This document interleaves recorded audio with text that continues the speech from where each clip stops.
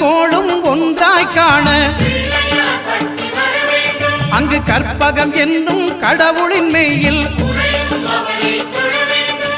சூரியன் முதலாய் 9 கிரகமும் பலவித குணங்களை கொண்டிருக்கும் எங்கள் கற்பக தருவில் அவை வரும்போது ஒன்றாய் சேர்ந்து பலனளிக்கும்.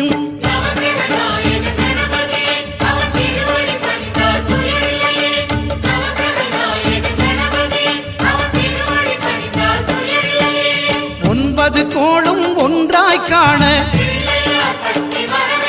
அங்கு கற்பகம் என்னும் கடவுளின் மெய்யில்